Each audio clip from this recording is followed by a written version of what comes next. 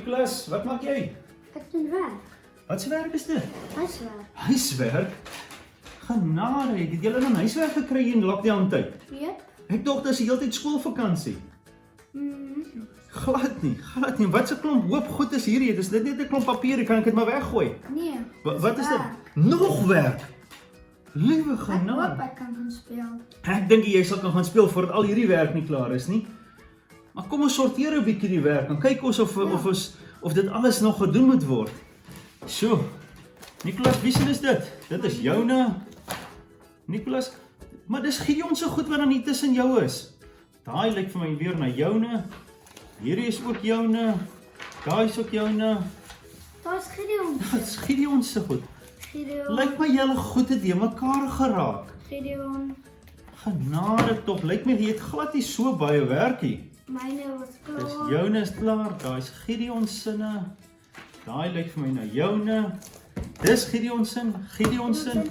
Gideon se. Waar's daai Gideon? Ek dink hy speel alweer daar buite. Hy moet as hy werk kom klaar Nee, hy maak. speel Xbox. Speel hy Xbox, né? Nee. Daai lyk ook na joune en daai's ook Gideon sinne. Nicolas, dit lyk glad nie of jy so baie werk het nie. Sjoe. Kyk hoe maklik het ons dit uitgesorteer. Ja. Ek dink jou hoop gaan baie gou waar word dat jy kan gaan buite speel. Ons gaan nog net hierdie een bladsy klaarmaak. Wag gou so 'n bietjie. Jy laat dink my aan 'n storie in die Bybel. Petrus skryf vir 'n klomp gelowiges wat vreemdelinge was, wat gedink het dat om 'n Christen te wees ook 'n hoop goed is wat hulle moet gaan doen. Amper soos hierdie hoop papiere wat jy gehad het. Het hulle gedink om 'n Christen te wees is 'n klomp reëls en 'n klomp goed wat hulle moet gaan doen. En dan het dit vir hulle te moeilik geraak. Maar Petrus skryf vir hulle en sê nee, dis nie waar nie. Inteendeel is dit baie maklik om 'n kind van die Here te wees, want Jesus help ons daarmee.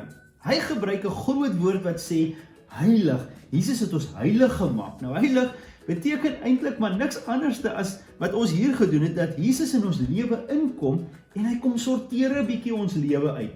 Hy sit die sonde een kant en hy neem dit uit ons lewe uit weg en hy help ons om die belangrikste goed eerste te kan doen. Petrus skryf ook vir hierdie klomp gelowiges as hy vir hulle sê, daarom het ons 'n geloof en 'n hoop wat gerig is op God. Amper soos wat jy fokus om hierdie bladsy van jou klaar te kry, want jy wil gaan buite speel, net so leef ons in hierdie wêreld, in hierdie de mekaar tyd waarin ons is, maar ons oë, ons geloof en ons hoop is gefestig op God. Wat dit beteken is, ons weet ons wil graag klaar kry, want daar's iets beters wat buite vir ons wag. Iets beters wat Jesus vir ons kom gee. Amper soos wat jy ook sê, ek wil met hierdie klomp huiswerk klaar kry, want ek wil graag gaan speel. Nou net tot hoe hierdie hoop goed hier gelê het, dink mens kan nie iets klaar kry nie, dan verloor ons hoop. Dan raak ek moedeloos, ek raak moeg.